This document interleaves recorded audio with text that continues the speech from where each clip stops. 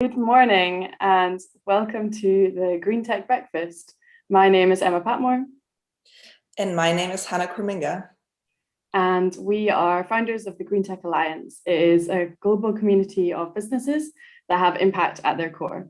And each week we're bringing you the news and events from the community, as well as interviewing one of the members. This week we've got Laura Guerra from Redpanti here to chat with us. Hello, Hannah. Hello, Emma. Hi. So happy to be here. Great to have you on the show. So first, Hannah, let's jump into the news. Yeah, great. Thank you, Emma, for this introduction. So one of the ways we support our members at the Greentech Alliance is to help them to get to funding, one of the biggest challenges for all startups. Over the next months, we'll do 4 sessions, with the first one starting this week. It'll be held by Lubomila at 3 p.m. on Thursday. Members will receive an invite by email. If you can't find your email, just check Slack or message us there. I'll talk you through the 4 sessions. So session number 1 is the process of fundraising, happening on the 17th of June, 3 p.m. as said, hosted by Lubomila. Second session is the investors in Greentech Alliance you can connect with. An event to introduce you to all the opportunities for investment you have through our community, and to explain to you how to contact them and how you can, get an introduction. This is also hosted by Lubomila and our co-founder, JJ. The third session is the legal side of funding, meeting with a legal firm. And this will be hosted by me. So I'll talk you through, how to best cover the legal side of fundraising. And the 4th session is timelines and steps to get to money. And this is hosted by Simon and Lubomila.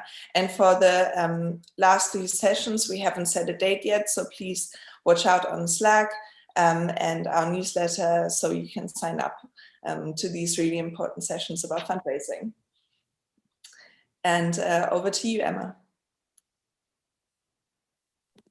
Great, thank you very much. Yeah, as you said, I think that's something that's just always really, really important. And of course, you all have lots of experience, really hands-on in that field. So I think that'll be really helpful for all of our members. In terms of other news from the community, if you are looking for new podcasts to listen to, we've got a great recommendation from one of our members this week. So if you've been watching the show, then you'll remember Colin Hicks, who's the founder of sustainable food startup Green Code. And he's one of the members that we interviewed here a few weeks ago. So he has a podcast called Zero Waste Code, where they interview startups and individuals who are working in the fields of sustainability, particularly around the area of food and food waste. And in their latest episode, they are interviewing other Greentech Alliance members. So Breeze Technologies, who are working on air purification, working on pollution in general, and also Green Bites, which is another food waste startup, as well as the founder of Kitchen Theory, and they're talking about research on our sensory perception of food. So it's a really great podcast that you can go and check out there, and it's of course helping you to find out more about the members of the Greentech Alliance.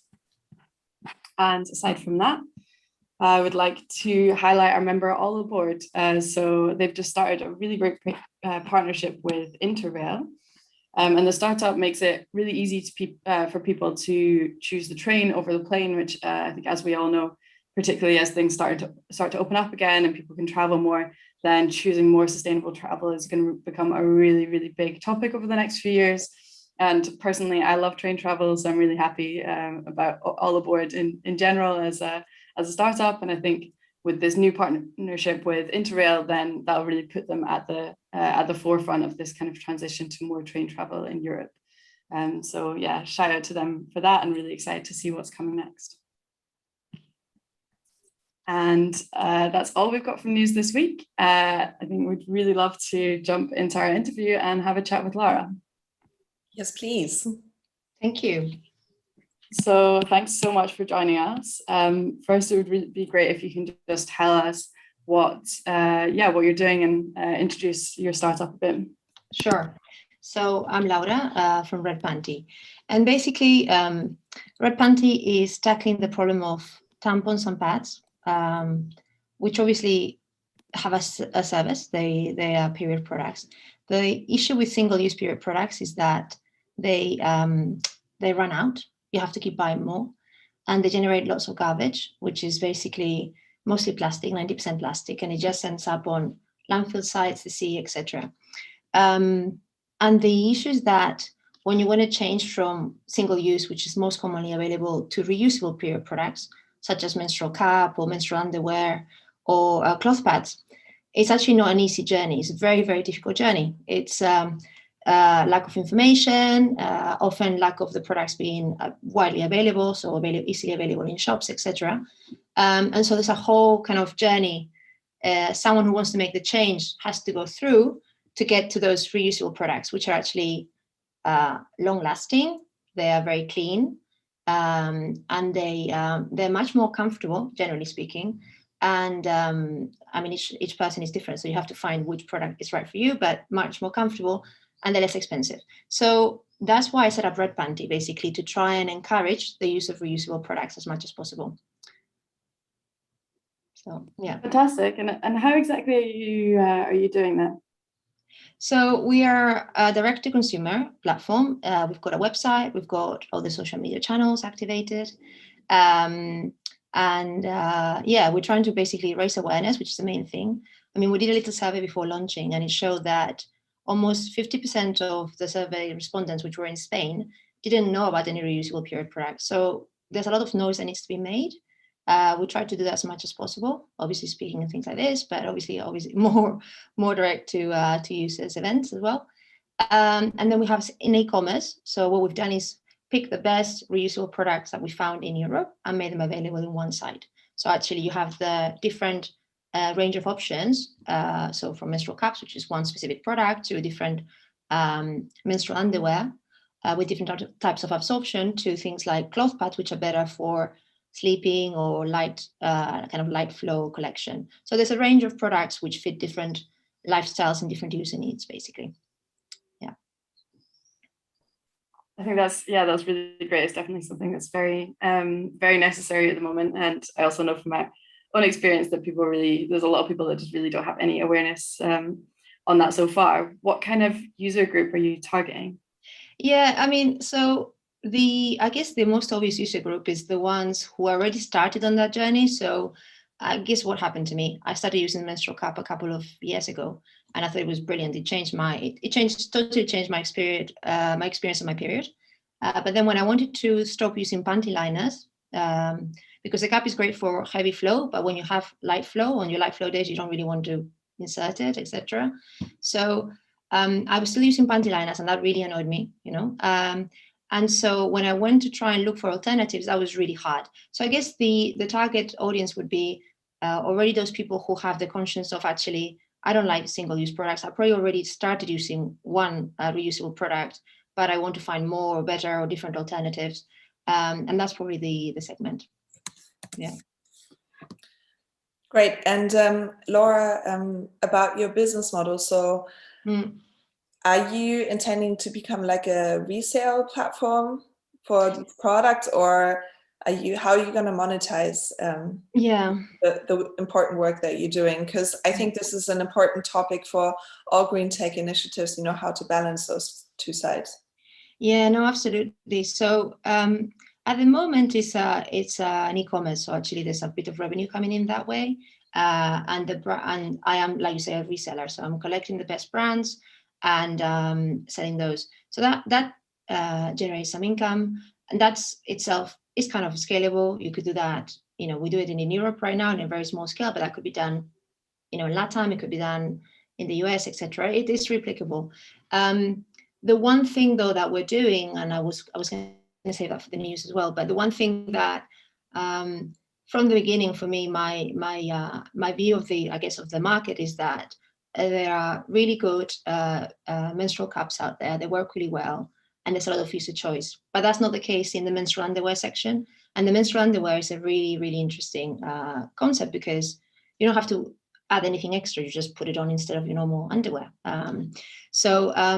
But there's still kind of lots of challenges to solve. So from the beginning, one of my ideas was to have our own line of menstrual underwear as well, to complement what's out there in the European sector, especially. So we will also have our own product line very soon. So yeah, very excited about that.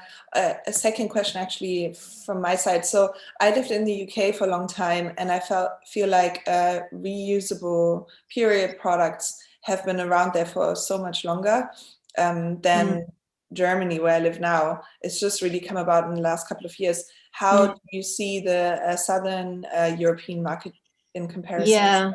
Yeah. So I think definitely some countries are ahead. You mentioned Germany, but I think, for example, the US and Canada are years and years ahead of us. Southern Europe, I mean, in Spain specifically, is coming up very fast. So there's a Spanish menstrual underwear brand which launched about, I think, 5 years ago. And they're good. I sell their products. It's happening more and more. I mean, I can see that the changes are happening really, really fast now. COVID, I think, has driven a lot of those changes, with people reevaluating how we consume, having more time to work from home and being a safer environment to get the test out and make mistakes, in the sense if you stain your underwear, it's not or your clothes not so bad. If you're at home, you can change it. So I think it's happening very fast. You're right. I think the Southern Europe sector maybe has lagged behind a little bit, but that's changing super fast right now. So yeah. Awesome. Yeah, definitely. Love the questions. Great to kind of see that boom.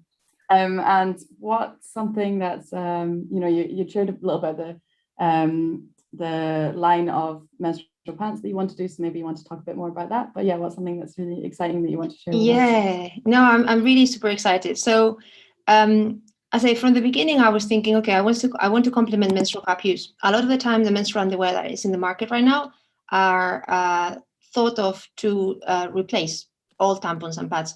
That's really hard. That's really, really hard if you don't want to wear something that looks like a nappy. And it's not necessarily that practical, right? So my idea was actually, I just want something very light, very comfortable, very elegant, that you can just put on. And because the panty liners exist, as a concept, people use them. And I was like, okay, I just want to replace the panty liner. So that's what I focused on for my product launch. And I'm really excited because I think it looks like by September this year, we'll have it ready. So that's really amazing. And I'm really, really excited by that. Yeah, because it's going to be a pretty new product offering, at least in the European sector. So that's really good. That's great. I'm really excited to see that. Thank you. Awesome, Laura. Thank you so much for sharing about your journey and the great progress that you're making. I think an important thing that we ask all the startups at the end of the interview is always, how can people find you and how can they connect to you? Yeah, absolutely. So I mean, I'm very easy to find. I'm just Laura .@Redpanti, Google, gmail.com. Or you can look at my website, which is redpanti.ts, same on Instagram. So it's really super easy. I'm extremely open for any collaborations, any discussions. So, I mean, anyone that wants to talk to me, I'll talk to them for sure. So please reach out. That's great. And we will put all the links as well in the comments under this video so that people can easily find you too. That'd be great. Thank you. Fantastic. Then thanks so much for chatting with us, Laura. This has been really interesting, and I'm really looking forward to September as well when the new line comes out. And thanks as well, Hannah, for hosting, and thanks everyone for watching as well. Thank you so much, Emma. Great. Have a great week.